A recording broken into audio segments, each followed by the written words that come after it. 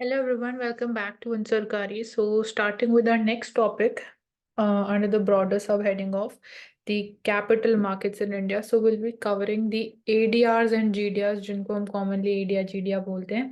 It stands for American Depository Receipts and the Global Depository Receipts.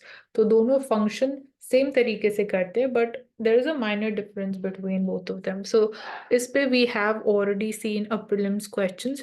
So ADR एक तरीके से negotiable security instrument है जो issue की जाती है by a US bank representing specific number of shares जो फॉरेन कंपनी ट्रेड करती है in the US financial markets. So basically की अपॉर्चुनिटी है फॉर द फॉरेन कंपनीज, अगर वो यूएस इकोनॉमी में यूएस कंपनीज के शेयर बाय करना चाहते हैं तो वो एडीआर के थ्रू कर सकते हैं. तो एक तरीके से सिक्योरिटी होती है, जैसे गवर्नमेंट सिक्योरिटीज इशू करते हैं, बॉन्ड्स इशू की जाती है, तो एक तरीके से ये भी नेगोशिएबल सिक्योरिटी इंस्ट्रूमेंट्स इनको हम बोलते हैं. सो ये एडीआर हो गया specifically American economy, American companies में इन्वेस्ट करने के लिए. जीडीआर इज इंडियंस, अगर सपोज इंडियन किसी भी कंट्री में they want to invest in a particular country's economy, so we have the option of GDR. So ADR makes it easy for the US investors to purchase the stocks in the foreign companies. So even US investors, so उनके लिए भी it is important and easier कि अगर वो किसी foreign company में stock buy करना चाहते हैं तो they can use it through GDR, sorry ADR. ADR simply term अगर बोल रहा है अमेरिकन डिपॉजिटरी रिसिट्स है. G is for the global. So GDR stands for the Global Depository Receipts. It's a type of bank certificates जो act करते हैं as shares in foreign companies.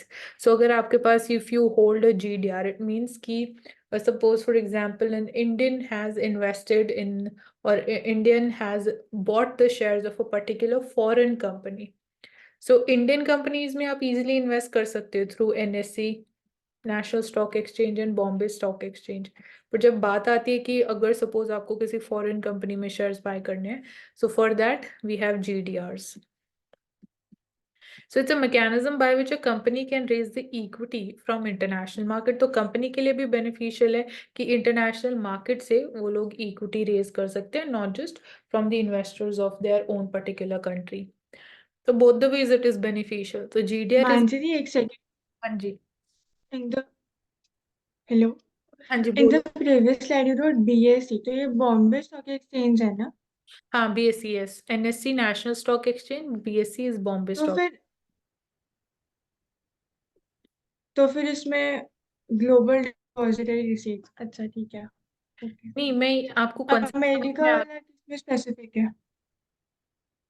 मैं बोल, आपकी वॉइस ब्रेक हो रही है. मैं पूछ रही हूँ जो कंसेप्ट एक्सप्लेन किया एडीआर और जीडीआर, उस वो आपको क्लियर है? एक बार फिर से रिपीट करो. एक बार रिपीट करते शॉर्ट में. Okay. ADR stands for American depository receipts, मतलब कि अमेरिकन सपोज किसी फॉरेन कंपनी के शेयर्स में पैसा इन्वेस्ट करना चाहते हैं तो वो एडीआर के थ्रू कर सकते हैं. एडीआर भी एक तरीके से सिक्योरिटी है, जैसे हम बोलते हैं गवर्नमेंट सिक्योरिटीज या बॉन्ड मार्केट की हम बात करते हैं. तो ये सिंपली पर्पस है एडीआर के पीछे. अब दोनों का पर्पस सेम है, बस थोड़ा सा एक डिफरेंस है कि ये ग्लोबल डिपॉजिटरी रिसिट्स है. ये खाली अमेरिकन यूज कर सकते हैं, यहाँ पे किसी भी कंट्री के लाइक सिटीजन वो जीडीआर यूज कर सकते हो. For example Indians if they want to invest in a company जो फॉरेन बेस्ड कंपनी है, आउटसाइड इंडिया है, अब्रॉड है, तो वो जीडीआर यूज करके शेयर्स बाय कर सकते हो उस पर्टिकुलर कंपनी का. ठीक है, ये सिंपल मीनिंग है इसके पीछे. और जिन कंपनीज में पैसा इन्वेस्ट किया जाता है तो उनके लिए भी बेनिफिशियल ये है कि वो ग्लोबल मार्केट से ग्लोबल इन्वेस्टर्स उनमें पैसा लगा सकते हैं, नॉट जस्ट कि उनकी कंट्री के सिर्फ इन्वेस्टर्स पैसा लगा सकते हैं या इंस्टीट्यूशनल इन्वेस्टर्स सिर्फ उन्हीं कंट्री के लगा सकते हैं. तो दोनों तरीके से ये बेनिफिट होता है. लाइक ये ऑप्शन मैं यहाँ जो एक्सप्लेन करी थी ये थी कि आप इंडियन मार्केट में इंडियन कंपनीज में तो पैसा लगा ही सकते हो थ्रू एनएससी एंड बीएसई, पर आपको किसी फॉरेन कंपनी में अगर पैसे लगाने हैं, शेयर बाय करने हैं, तो आप जीडीआर यूज करोगे उसके लिए. ठीक है. ओके मानसी जी. ठीक है. So GDR is issued by depository bank which is located outside the domestic boundaries of the company to the residents of that country. ये स्टेटमेंट भी बहुत इंपॉर्टेंट है. इशू कौन करता है जीडीआर? एक डिपॉजिटरी, एक बैंक होता है जो उस पर्टिकुलर मतलब जिस कंट्री में एक कंपनी लोकेटेड है उस कंट्री के बाहर वो बैंक लोकेटेड होता है और वो जीडीआर इशू करता है। मतलब सपोज इंडिया में ये लोकेटेड है डिपॉजिटरी बैंक, और we as an Indian we want to invest in a foreign company stocks. So जहाँ जिस कंट्री में वो कंपनी लोकेटेड है ना वहां पे डिपॉजिटरी बैंक नहीं होगा लोकेटेड। ठीक है, तो जिस कंट्री के रेजिडेंट इन्वेस्ट करना चाहते हैं वहां पे डिपॉजिटरी बैंक्स इशू करते हैं जीडीआरस। तो GDR is mostly traded in European market में, इनको बहुत ज्यादा ट्रेड किया जाता है। Issuing GDR is one of the best ways to raise equities from overseas.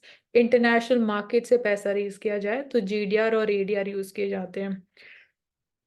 और जो डिविडेंड्स की अगर हम बात करें, जो रिटर्न्स मिलते हैं आपको जीडीआर और एडीआर के through, they are priced in local currency of the exchanges where the GDRs are traded। Suppose अगर यूरोपियन मार्केट में ज्यादा ट्रेड हो रहे तो वहां की यूरो में वो उनकी वैल्यू होगी। सो जहाँ पे ट्रेड की जाती है उनकी वहीं उस रीजन की उस कंट्री की currency is used. GDRs are exchange traded securities, मतलब आप इनको ट्रेड भी कर सकते हो rather than just investing, that are not directly backed by any underlying collateral as particular share of companies which are backed by their assets। तो एक ये important again feature है कि ADR and GDRs they are not backed by any collateral। So going with again minutely difference क्या है दोनों में, it stands for American Depository Receipts and GDR is Global Depository Receipts definition। ADRs is a type of negotiable security instrument which is issued by a US bank on behalf of a non-US company which is trading on the US stock exchange। So ये बहुत important simple language में यहाँ definition दी गई है।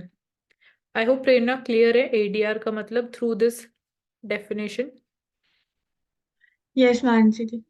Okay, GDR are type of negotiable instruments which are issued by a foreign depository bank for trading of shares of a company in an international market। तो ये इसका general form हो गया ADR का। Currency traded in US dollars में, क्योंकि ADR American depository research है, US stock exchange में आप ट्रेड करोगे तो यूएस डॉलर में वो वैल्यू की जाएगी। And GDR mostly it is done in US dollars and Euros, because हमने देखा सबसे ज्यादा यूरो मार्केट में ट्रेड किया जाता है। पर्पस क्या है, if you want to acquire the resources in the US market, कोई फॉरेन कंपनी यूएस मार्केट में रिसोर्सेज एक्वायर करना चाहती है, बेसिकली पैसा रेज करना चाहती है। And GDR, it wants to acquire resources in international market। Listed in NASDAQ। NASDAQ एक stock exchange है USA का। And GDR they are listed in non-US stock exchanges, क्योंकि US के लिए we already have ADRs such as LSE जो London stock exchange है, वहां पे आपको GDRs मिलेंगे। यूरोनेक्स्ट फ्रांस का है। It is issued by US capital market and it is by European capital market। तो जीडीआर के क्या बेनिफिट्स और नेगेटिव्स हैं। जीडीआर के benefits easy to track and trade है, इलेक्ट्रॉनिकली होता है, इट इज नॉट इम्पॉर्टेंट कि आपको वहां पे फिजिकली जाना पड़ेगा। It is denominated in the local currency, regulated by their local exchanges, तो रेगुलेट भी होता है।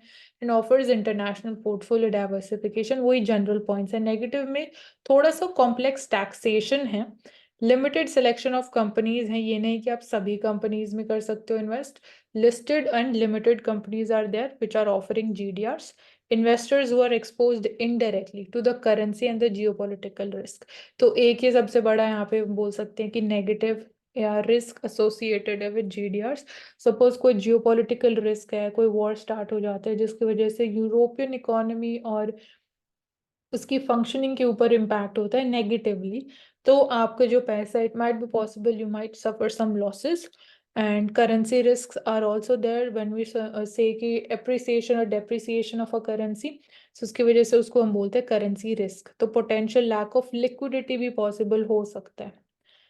तो एक्सटर्नल फैक्टर्स हैं which are more risky.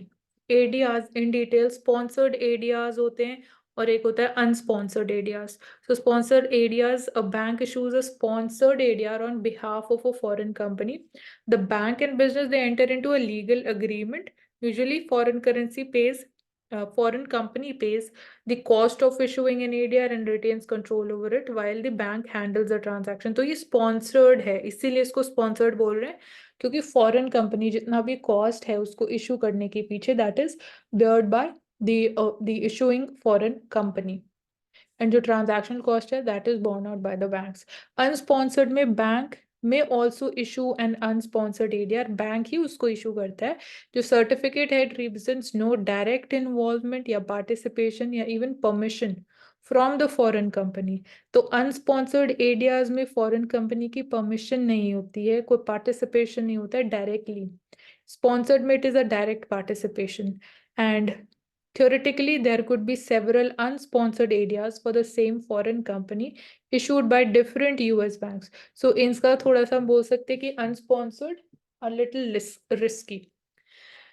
And apart from this, with the sponsored programs, there is only one ADR issued by the depository banks working with the foreign company.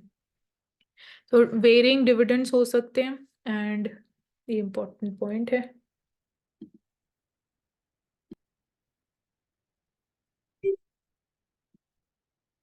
Advantages of ADR GDR all दो देख चुके. They provide access to investments in the foreign market. सबसे बड़ा advantage यही है, foreign markets में आप invest कर सकते हो. Denominated in US dollars and euros, both of which are very powerful currencies to invest in. And since they are treated like shares, so they can easily be traded also. So traded also for companies, depository is the great way to attract positive international attention. So companies के लिए सबसे बड़ा benefit ये है, and they can expand the base of their shareholders also.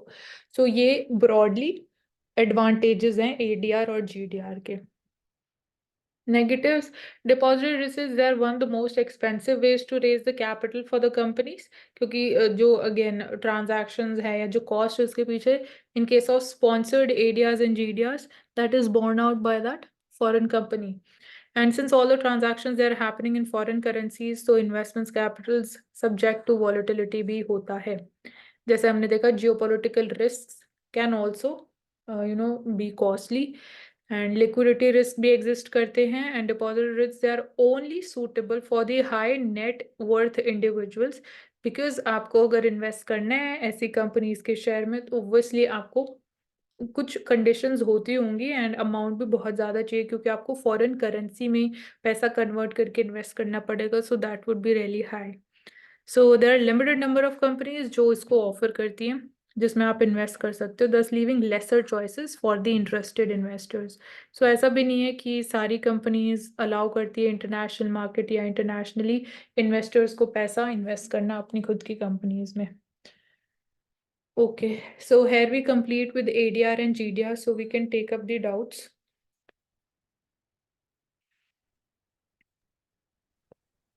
Any No, doubt? Bachi. Okay.